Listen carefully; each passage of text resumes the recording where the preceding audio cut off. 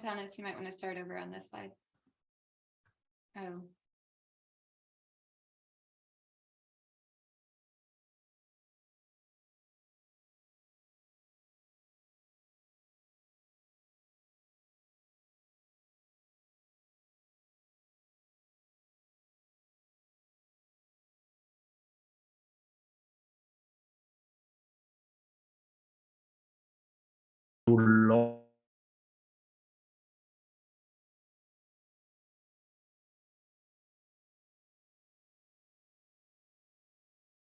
Lost me. I might need, but me, Adrian, Marlo. Yeah, we can run through it.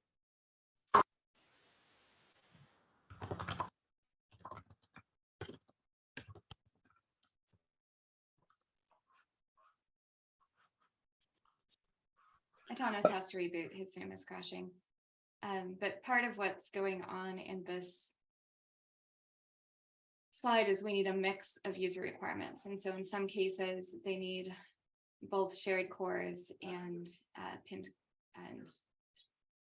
cores as well. And so there is some mixing going on. And this is just one of the base cases that we looked at that was also in the doc from last year.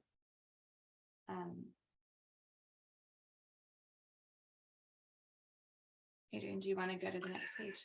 Sure. I guess the main thing I think Atanas was looking to point out here is the potential for having suboptimal deployments, right, between the blue, green, and orange sets. Hopefully those color coding comes through clearly.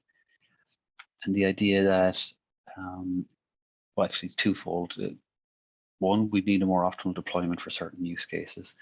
And the second is that sometimes the way you deploy it may not need to be just at a, let's say, a pod QS level. There could be a container kind of QS level here to consider. And they're the kind of things that get opened up by looking at a plugin model and an alternative way of implementing the policies that we've currently got. I think that was the main point you wanted to share on this slide.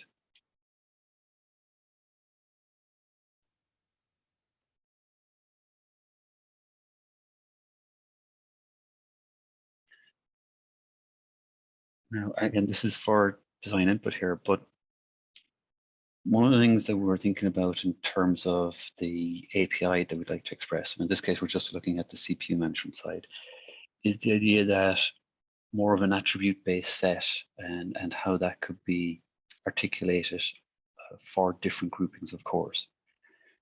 So the example here is, and it's built off the previous picture, but let's assume you've got 2 logical cores for one set of containers, 6 for another, and 4 for another.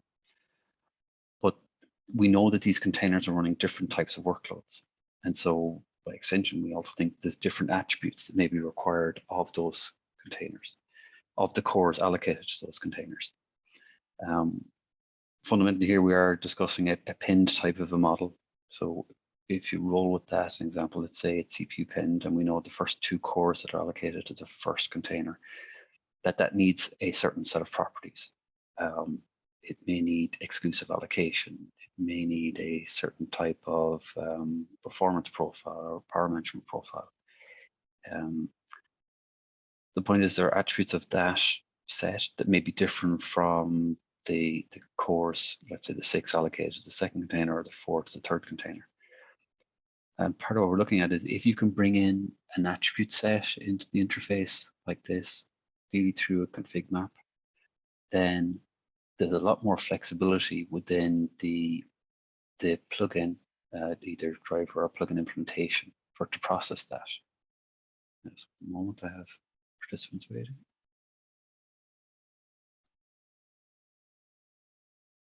Okay, so that's the first part of the API extensions that we think could be facilitated through the plugin model, but not necessarily tied to it. Let me pause there because it's an important point to see if people like the idea of having attribute sets for cores allocated as opposed to just specifying a cores itself, just numeric number, or perhaps a predefined grouping for cores.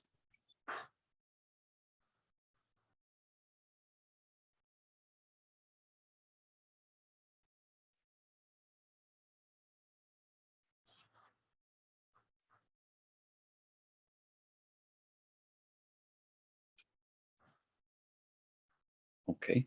If there's no input on that, we'll move on. I'm going to assume this set of attributes is, at least for now, it's an okay thing for us to look at. I think Atanas is back if he wants to take over from what was presented last time to show the progression and thought and how the ideas, the feedback rather that was given, how that's been used to update the proposal. Right. So yeah, thank you. Sorry for the inconvenience with my internet connection. Hopefully this holds back. This was our kind of short overview last time. So we were discussing having a central resource manager which can handle plugins. It supports registration through a socket, and then we had a set of events, lifetime events forwarded to the plugins. What was the feedback from this discussion? So first, we had a very interesting conversation about more or less chicken and egg problems, like what happens if you start the system and your plugin is not coming up. How can you continue work? And basically, there was a desire expressed that there are fallback mechanisms. Basically, that when the plugin is not working, something can take over and still work with the majority of the pods, which might be best effort pods or standard kind of static requests as we have them in standard Kubernetes today. The change, the other kind of feedback or general feeling, if we have all these managers bringing them to one, it's quite big scope. One kind of nice step to have would be if we can minimize the scope, make the changes a little bit smaller to Kubelet, so that it can coexist with other components and work in better kind of manner without replacing everything. So yeah, we try to integrate this feedback and simplify our first iteration. In terms of bootstrapping, this is a little bit related also to the fallback and chicken and egg problem. So how do you start if you don't have a plugin? How do you handle that case in place? So we made some thoughts also in that direction. And we did some some adjustments for the proposal. If we can go to the next slide.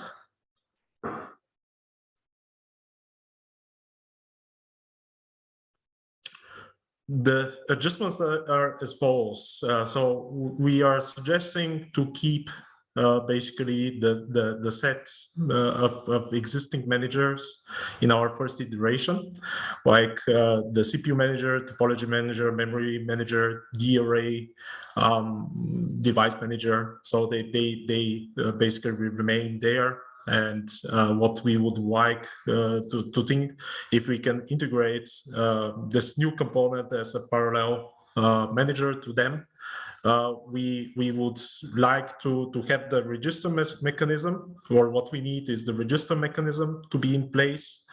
The life cycle events we could reduce a lot further down if the minimal or this kind of existing managers are kept inside the container manager. So what we could cover in the first iteration is, in terms of minimal support, would be adding for allocation, we would need 2 callbacks, basically an add container and remove container callbacks. They would receive as input arguments a C group, some container ID. This would help us identify uniquely where the container is running, in which C group. And we also receive a list of available CPUs. Why the list of available CPUs? The reason for that is actually if we later would like to coexist with a backup or fallback mechanisms, or some additional handling done through the standard CPU manager, we could basically share the CPU sets allocated from the CPU manager back to the plugins through a set of available CPUs.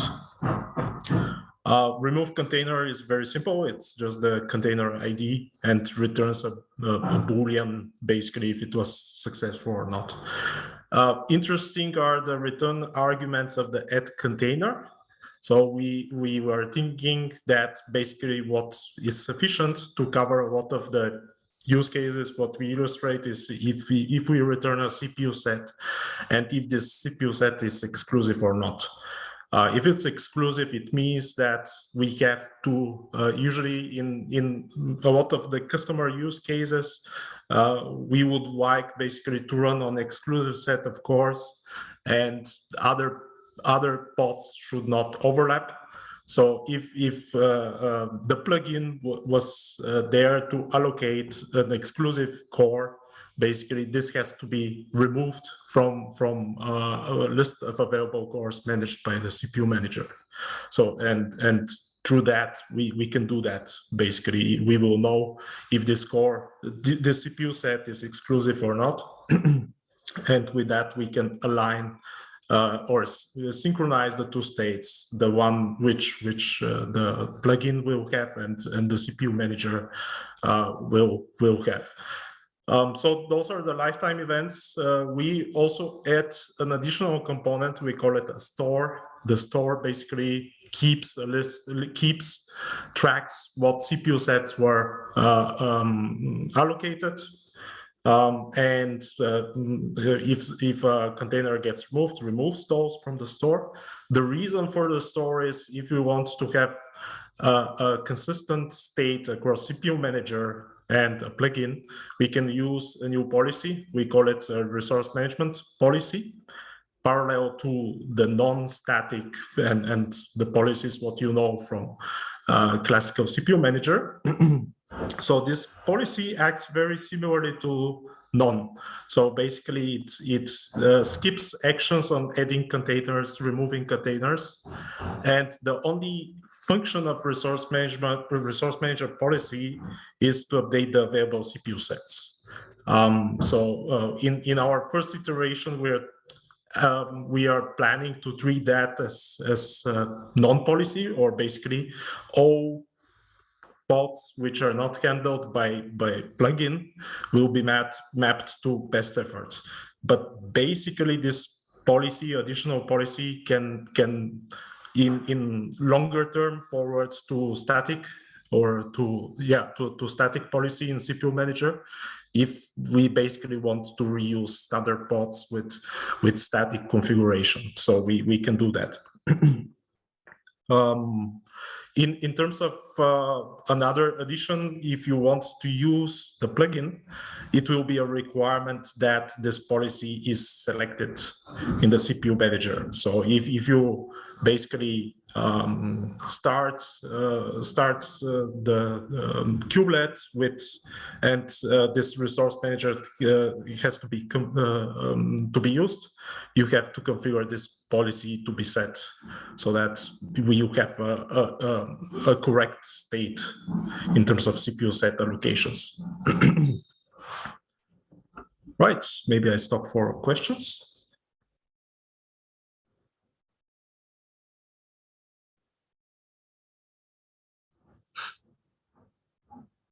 Yeah, maybe a small remark. In the first kind of iteration, we are planning to have CPU manager still existing, and topology memory manager and device manager, they will be disabled if we are using the resource manager as a component.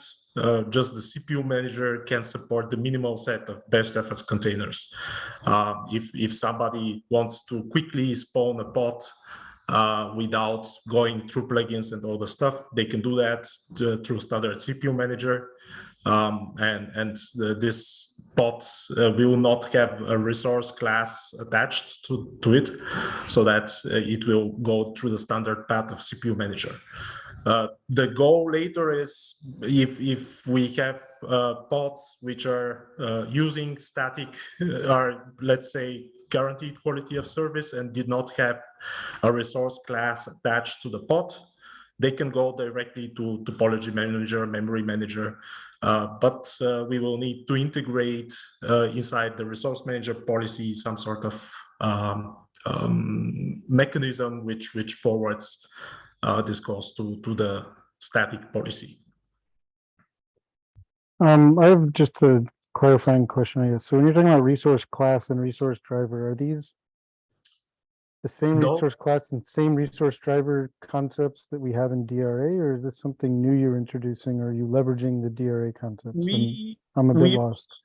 We are quite open there. We can introduce a new class which we attach.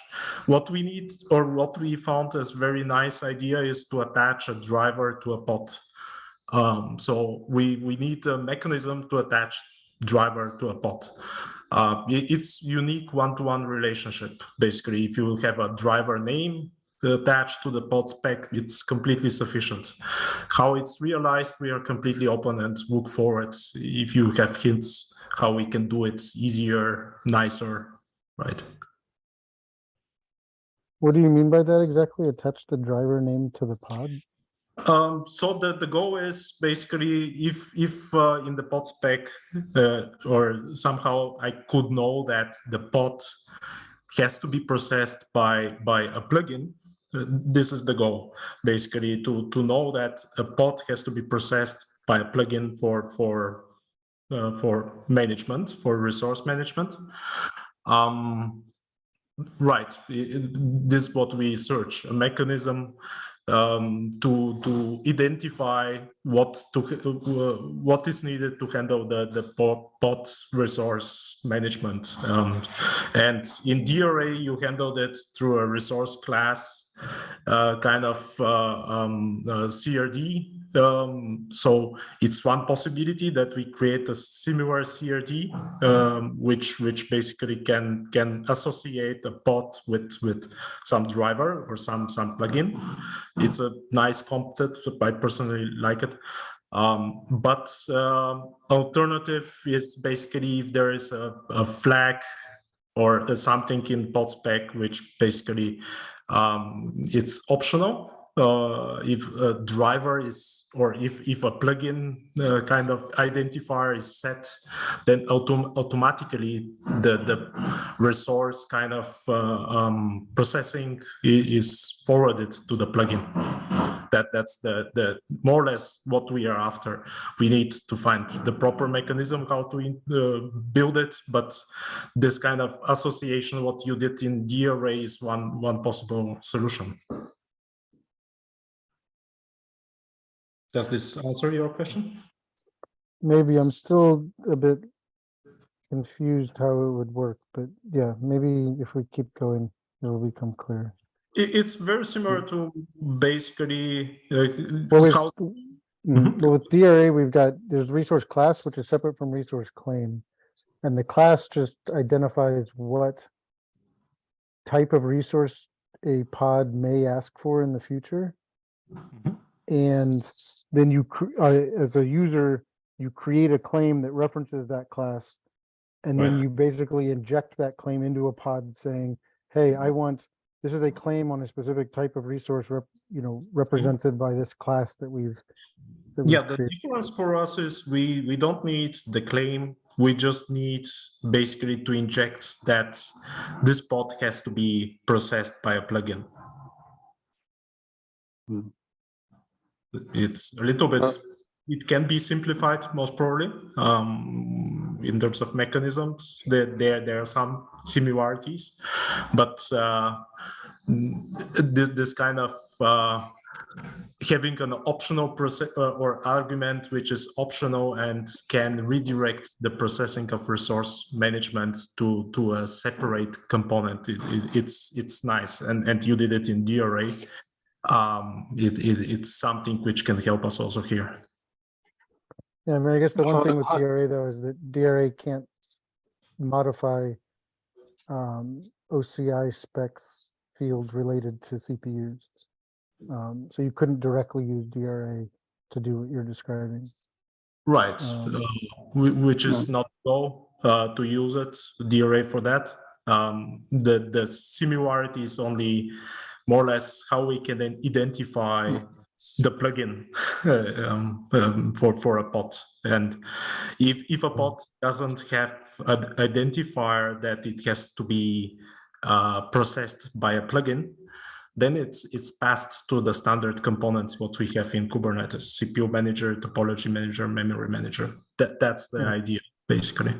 Yes, idea is you would deploy a plugin on the cluster Right. that knows how to handle a specific type of resource, Exactly. CPU or memory in this case. Mhm. And then once that's there, it has some kind of name associated with it. And then you want a way to have a pod point at that to say, hey, for any resource request I'm putting in, make sure this plugin sees when I'm started, or any containers that I have are started, so that it can Yes. try and process those resources on my behalf. And this is very elegant solution of the fallback problems and the bring up problems, what we were discussing last time, because if this pod or if the plugin for this pod cannot be found, the pod will fail, which is perfectly fine. If somebody wants to use the cluster for something else, they can still do. It's forwarded to CPU manager, topology manager, whatever it's out there. If the plugin comes back online, survives, then we can continue, right?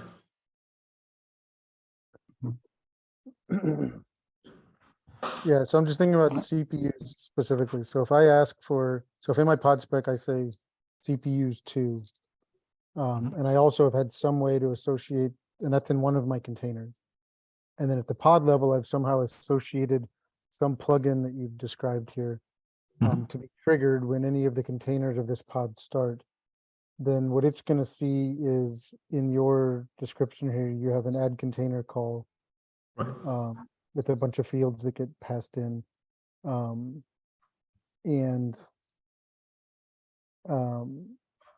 Yeah, so I would, at this point inside this plugin, do something similar to what the existing CPU manager does in terms of saying, okay, I see that you're requesting 2 CPU. Let me give you 2 exclusive ones from, I'll be running in the background, maintaining this set just like the existing CPU manager does. And I guess they'll have to somehow coordinate if you're still allowing. The coordination would happen through the store, basically, and the CPUs, we return the CPU set, and what we need to know from CPU manager perspective, if the allocated set was exclusive or not. Exclusive means no other pod has to overlap or has to use the CPU sets. So what we need to do is compute the difference with the available CPUs, update the available CPUs. If it's not exclusive, we don't care, more or less. The available CPUs doesn't change. So our applications can still get, or our best effort containers can still get all the cores available. It's really not very complex logic to implement. Yeah, so I understand conceptually what you're trying to do. Just and yeah, so just before we go on, can you explain why you want to associate one of these plugins at the pod level and not per container? Per Just pod level. So as a conceptual thing. Inside the spec, I guess I'm just trying to understand, conceptually, why wouldn't you want to do it on a container? I don't know if it's a good idea or a bad idea yet. I'm just trying to understand why you would want the plugin associated at the pod level and then I guess applied to all of its containers. Because if we are interested on the theoretically, it can be part also of the container spec. The point is we need to make sure that, let's say the plugin is not available. Okay, it has a benefit if it's per container. You could maybe handle other containers after that. I think the reason that it's per pod, if the plugin really dies or something, you can just fail the pod and give a proper error message. Our reason, which is if we're looking at topology policies at Honest, then we can correctly place the containers underneath. So if You can have 1%, place directly the containers underneath. There's, yeah, I think it's really from error handling cases. Most probably it will simplify things. If it's per pod, per container, will be a little bit more complex to handle error cases. Yeah, And so the idea is then- a plugin defines a policy for how it will, handle these resources or respond to resource requests of this type. And then Right. you say, okay, for a pod, I want to associate it with this plugin, and then all containers I start will be handled by that plugin. Yes.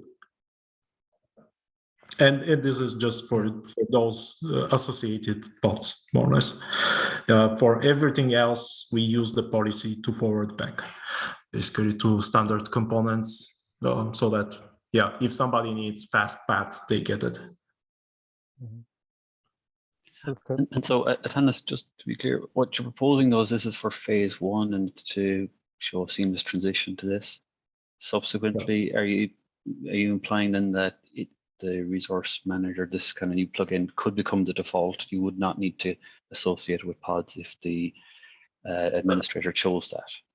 We had previously the discussion that a lot of users still have a minimal base of functionality which they want to have without going through a plugin, like best effort containers, just as an example. You don't need a lot of code to handle best efforts. So CPU manager non-policy already does it, more or less. So the goal is, yes, to refactor some of those managers long term, to pull as much as possible inside but it's really community driven, where community sees the need to have or agrees that this can be running as a remote plugin or as a plugin, and there will be most probably some subset which people like to have as quickly accessible as maybe if we can reduce the set of default capabilities a little bit and try to offload more to plugins. This would be nice, but yeah, I still think that we will have some minimal thing which should be handled inside Kubelet, at least best effort. But yeah, it depends on community requirements.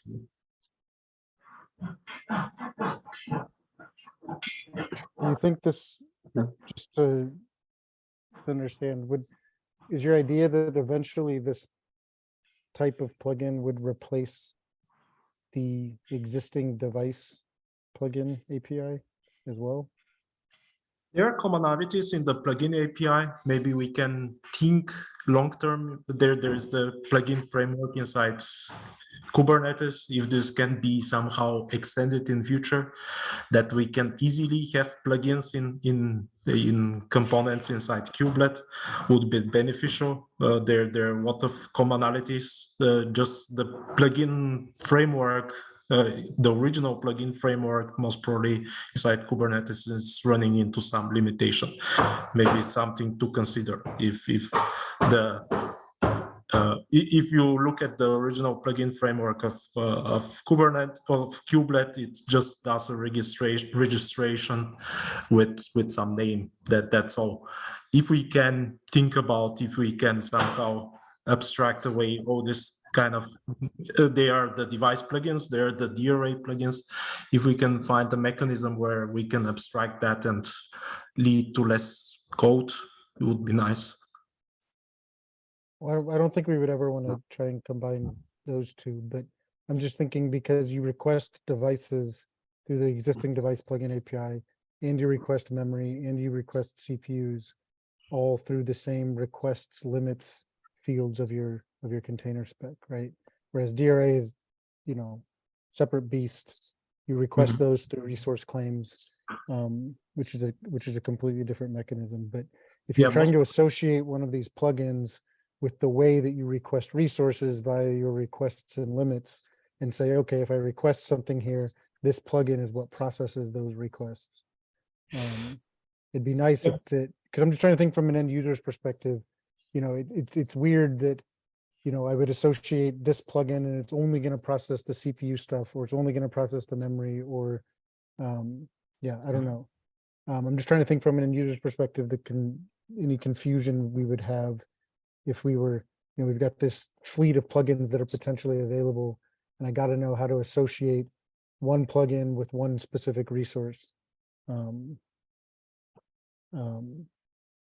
more resources. So your suggestion is if we can basically somehow think if we can.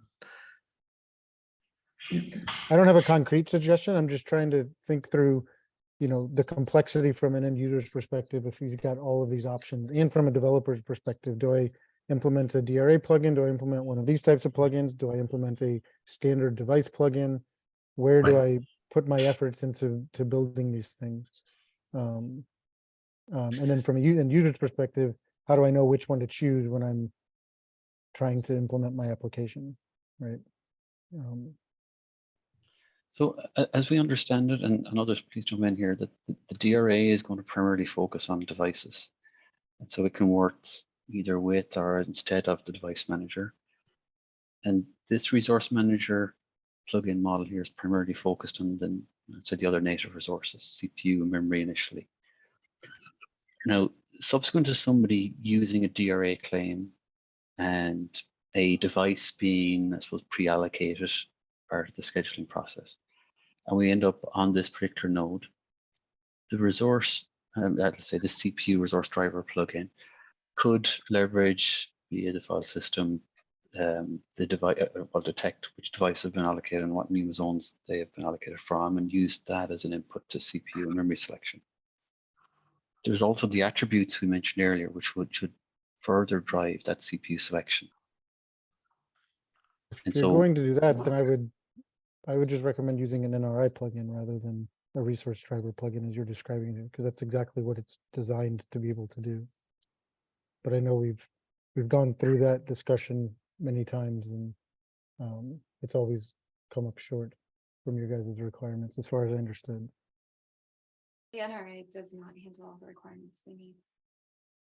But the one he was just describing, where you detect what devices have been allocated and then follow suit to allocate your CPUs, that one is kind of what NRI was designed to handle. So it's one model, but the piece I was really touching on is just if, because you kind of mentioned DRA is allocating devices, and so, or rather pre-allocating, but once the device has been allocated, it may make sense to be able to detect some of the information that that really implies. And so selecting from the correct NUMA zone could be an important input. Yeah, that's fair enough. Yeah. In addition to that, I do want to bring us back to this idea of the attribute set, because it may not be just a number of CPUs, it could also tie to a particular configuration of those CPUs. And so there's a lot of flexibility in this model. The sum of, I think, the architecture in DRA that I think we brought to bear here. Excuse me. But in terms of getting attributes into the system.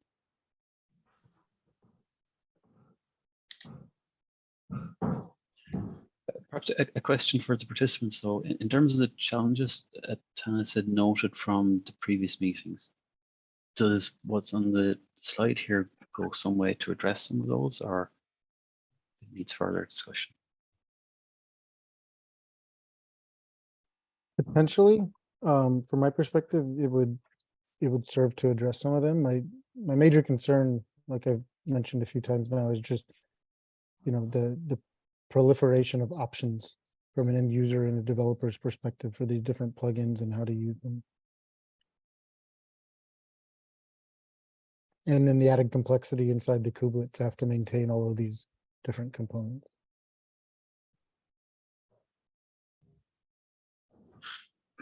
I'm not saying it's a hard no, we can't do this. I'm just, you know, vocalizing my thought process on it. Sure. And in terms of, well, we share those concerns. So I think there could be some work done in the next iteration that looks at intelligent defaults here. perhaps even the existence of various requests may drive one sort of intelligent default versus another.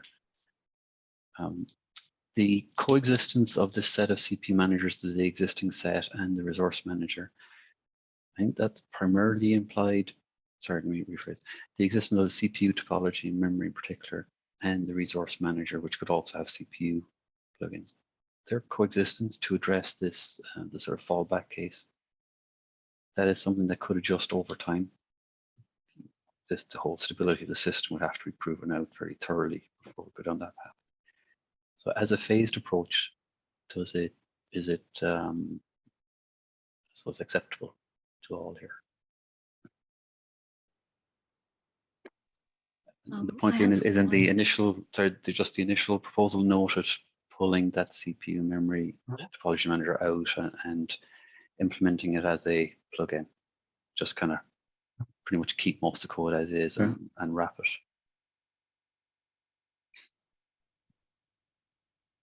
So they have something to say. Yeah, I had a question on how we are handling the underlying CPUs. Based on what Atanas said earlier, it appears that the resource manager and the CPU manager are both responsible for updating the C groups, the underlying C groups, with respect to a pod that could be requesting it exclusively, or it belongs to the shared pool. I just want to make sure that understanding is correct. And the next point I have is that could potentially have issues because it could lead to races because two components are trying to step on each other's toes. Essentially, there's no way for us to control how a pod is allocated CPUs. Let me try to answer that. So basically, in terms of this phase one, we are thinking that CPU manager would support only best effort kind of quality of service, which means it's more or less mapping to the non-policy, what you have in CPU manager. And the only thing what we have to make sure are, as you said, if you have those two components, the operations, they are actually called sequentially. Like the pieces where add container, remove container are being called, they are called sequentially.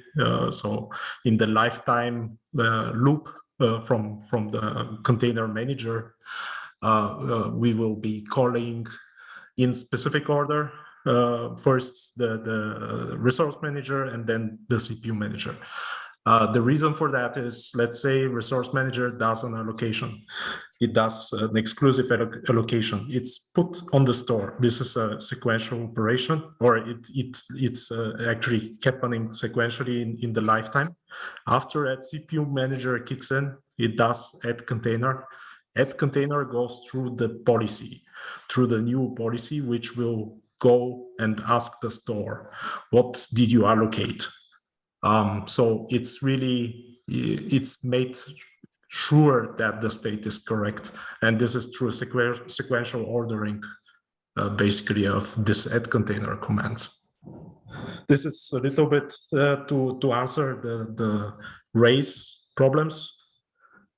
In terms of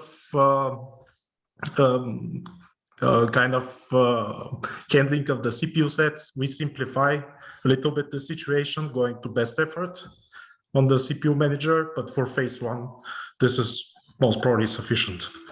So am I understanding this correctly, that you're saying for the first phase, we would not have the ability to allocate exclusive CPU through the existing CPU manager? It would be offloaded to the new resource manager, and I would have to write a plugin or a driver to handle that case. We can consider it to enable static if this is necessary to have in phase one. We can try to include it.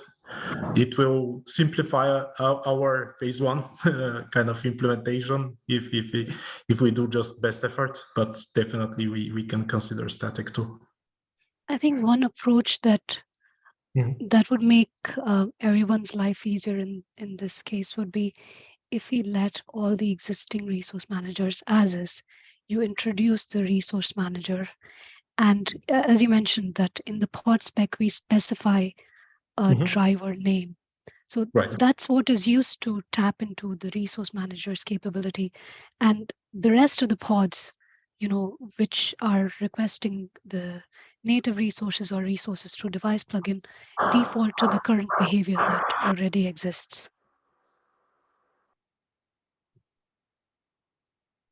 Yeah, I think this was also the original intent of the policy and everything.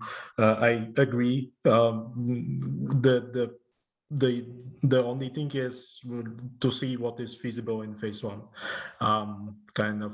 We definitely start with implementing best efforts, and so we try to pull in static. I think it's a little bit question of feasibility and testing, and right. But I think if you were to do that, you wouldn't have to change anything in the existing components, and all you'd have to do is focus on the Nothing resource changes. manager You're implementation. completely correct. The CPU manager is untouched. Just it's a new policy which is referencing the store, and I think the changes are not big. It's really validation that everything works correct, and yeah, avoiding being sure that there are no race conditions, stuff like that. So, but I think it's feasible approach, and it's feasible to make a state which is correct between the two components.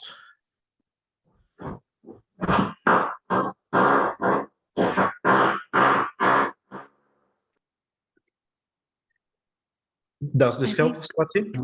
Yeah, it does. Yeah, I think one thing I'd probably like to see is, and you guys are probably already working on that, if we can capture some of these details in the cap, like Right. informed cap, Right. we can start reviewing that, because as far as I like when you explained this initially, my understanding was that we are keeping all these existing components, but then you said that we are going to introduce a policy in CPU manager. So I'm struggling to understand, how we are going to enable this capability and the flags policy that is we're going to just provide. required to run the resource manager so that you know how to handle allocations done by plugins.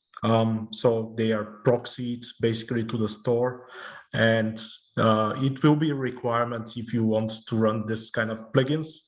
But the policy can then be used to forward the allocations of standards definitions of pods to the classical components, what you have. I think what Swati is proposing is if the CPU manager itself was just updated for its static policy to start using this store, and then a separate mechanism was used if it recognized that a driver name was set, then it goes through the resource manager out to a plugin. And since they're both sharing access to this store, there's no conflict. This is one option. I was just thinking to have separate policy to make it impossible to break. Basically, like if you don't have this policy, it will never start, or the node won't be available basically with this manager enabled. So it could be part of static policy with a configuration option, something like that. It's possible. We have to think about that. It's a good idea. And typically, like for example, for the components that we already have, we have a feature gate associated. So what we could potentially do is, because say we introduce resource manager as an alpha feature, you'd have a feature gate that would be backing this feature. So it will be disabled by default. If people want to experiment with it, they enable it. And that means that we are completely keeping all the existing components, CPU manager, topology manager, and all of them separate to the way they are doing. And then in the long term, identify a transition plan of how we can maybe move some of that in, and some of the functionality can be taken over by the resource manager or some plugins that are created. But I think in the short term, or at least when the feature is introduced, I think we should just isolate all these areas. This was also the plan to have also the feature gate, but also the policy make it a little bit impossible to break. If yeah, I was thinking to have both, basically policy plus feature gate, but yeah, if it's integrated in the static policy, might be easier. You're right.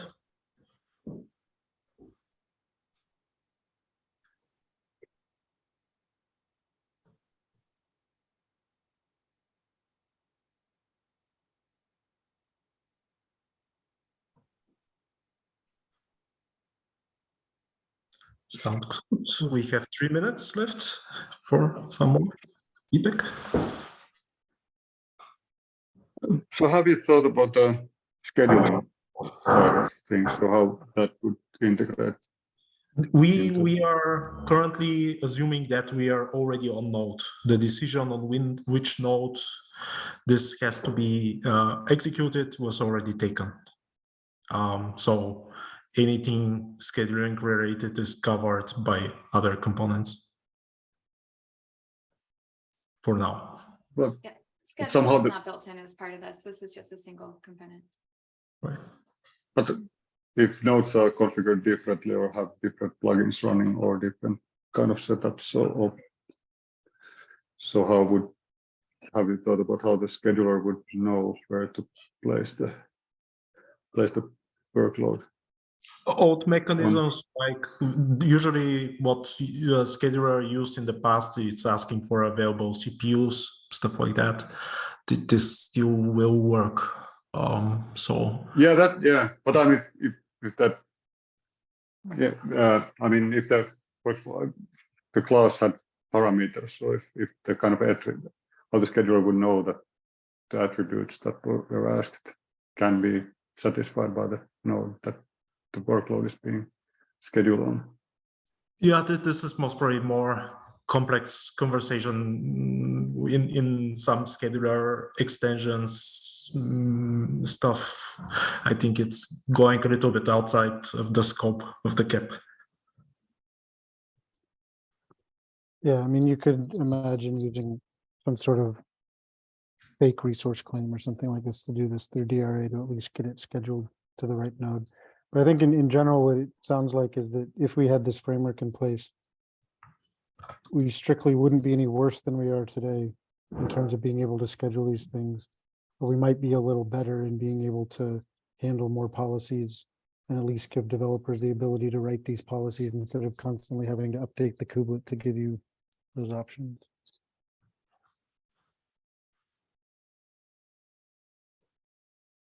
That's the basic idea, right? Yep.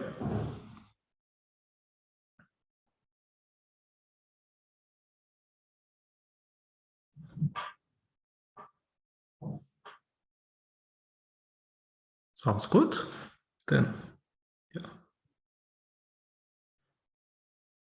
Then thank you everybody for attending today and for your feedback. Thank you. And we'll do a follow-up in probably 2 weeks. All right, thanks, guys. you. Manuel, one small request. Please send to the mailing list a proper invite to the calendar. In this case, I had assumed anyone with Calendly was joining and had put in updated in the thing. So if you want, I didn't want to inundate the mailing list. I'd already added one with the Calendly link.